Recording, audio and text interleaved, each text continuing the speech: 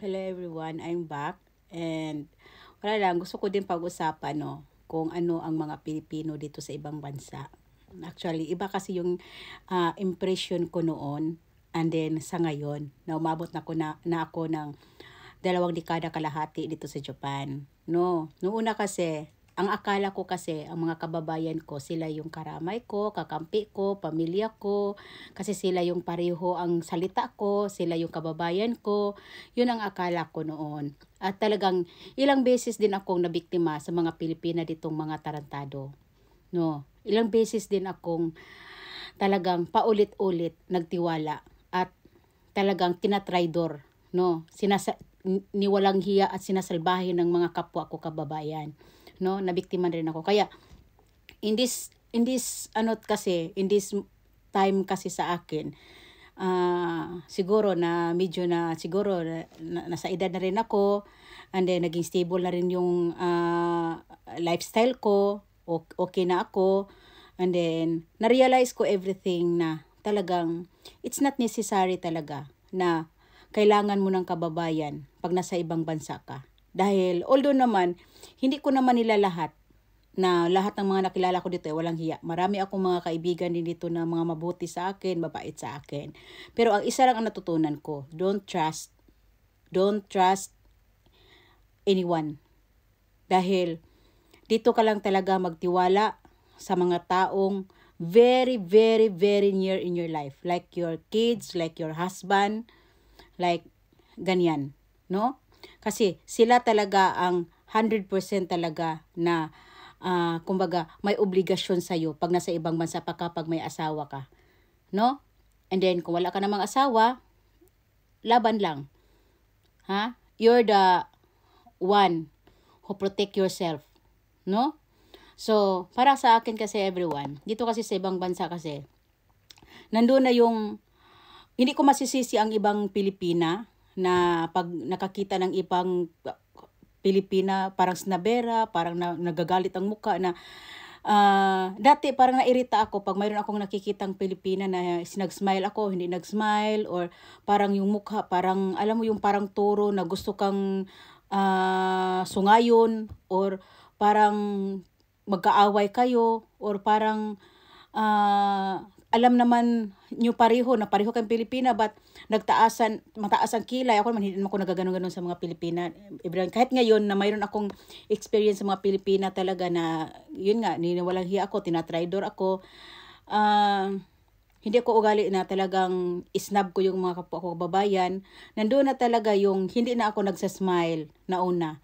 Hindi katulad noon na pag may nakita akong Pilipina, talagang nagsasmile ako, nagpapansin ako, but paminsan-minsan hindi ako pinapansin, paminsan-minsan pinapansin din ako.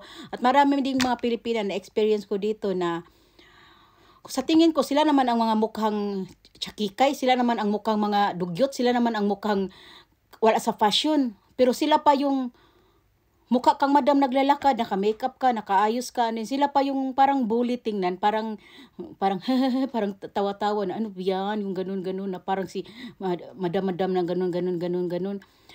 Tapos sila mukhang mga labandera mo lang, mukha mo lang kawawa tingnan. Iwan ko lang ha, because siguro I understand naman talaga na ibang mga Pilipina talaga na yung pagiging ignorante, yung pagiging mean attitude. For how many years na sila sa Japan, walang upgrade yung utak, no? Walang upgrade yung utak, kaya they remain in their level, no? So ako naman talaga, I'm always confident of myself. Ako naman talaga dito sa Japan, at isa pa, as long na alam ko sa sarili ko na wala naman ko sinasaktan, hindi naman kita inaano, at wala naman akong inargabyadong ibang tao, I just love my style, I just love myself, I just love being me. And wala din naman akong inagawang lalaki na dapat na magalit ang ibang Pilipinas sa akin dahil ay mag-ingat kayo dyan, malandi yan, kung sino yung baka agawin yung, wala akong record na ganun. So talagang iba lang talaga mga Pilipinas, sadya lang talaga na alam nyo yung very competitive and very inggitera. And then sa pagiging ganun nila na hindi sila pinagpala sa buhay at wala sila, they try to ruin your image, they try to drag you down, behind your back. Talagang magsasabi sila ng hindi maganda sa'yo kahit kasinungalingan. But para sa akin everyone, kahit saang sulok ka man ng mundo, mind your own business, mind your own life. Ang importante na wala tayong inargabyado at inaapakan. They like it or not, we don't care as long na hindi tayo nanghingi sa kanila ng pagkain at hindi tayo nanghingi ng pang-outfit at pang-makeup. At aware talaga na wag ugaliin nung para kang asong gutom.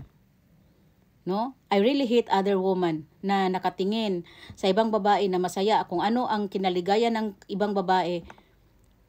Gawin nilang prospect yun at ang agawin nila yun. Kasi maraming mga Pilipina din dito na alam mo yung pagkaburikat, yung pagkabigatlon, ang mga pagkaburikat, ang mga ano lang, makakati lang. Hindi nila iniisip, maminsan-minsan, no.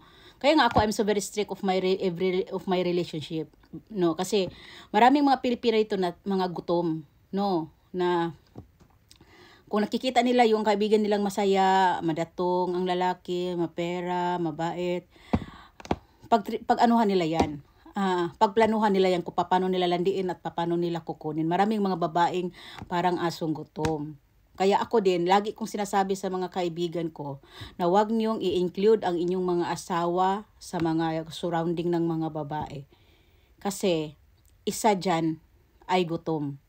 Baka agawin yang masarap mong fried chicken. No, kasi yung ibang mga babae, lalo na dito sa Japan, no, marami dito, walang hiya, walang delikadesa, walang moral, walang ano talaga, na kung nakikita nila, kahit harap-harapan mo pa, kaya nilang gawin yan. Kaya nilang landiin ang asawa mo. No, kaya ako talaga, yung sila daddy, yung sila papatamura ko, talagang iwas sila dyan sa mga, mga Pilipina, kasi ugali ng mga Pilipina ganun eh. Ayaw din nilang nanggulo kasi alam nila maldita ako. So, ayaw din nila magka-problema. Kaya sila na talaga umiiwas. So, sa totoo lang talaga everyone, no, in life, ang importante sa buhay natin. Wala tayong inaargabyado, wala tayong sinasaktan, wala tayong, basta, kung mayroon man tayong lumalabas sa bibig natin, kaya nating panandigan. Huwag tayong gagawa ng istorya dahil alam nyo, isa din yan nagbibigay ng problema sa tao ay yung pagiging sinungaling.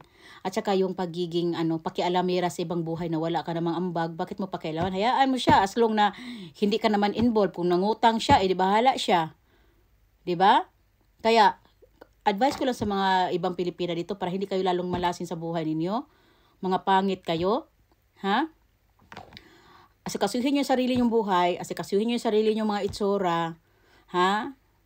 Huwag niyong pakialaman ang mga gwapa, ang mga pinagpala, ang mga babaeng, ang ginagawa lang ang magpaganda, ang mag-shopping, ha?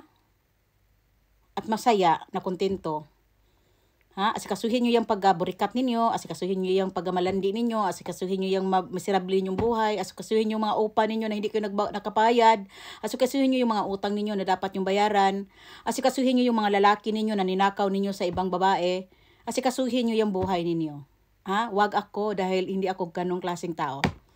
Okay? So ito lang talaga. Yan lang talaga ang masasabi ko kung gusto nyong makilala ako. Ha? Hindi ako ganong klaseng kababayan.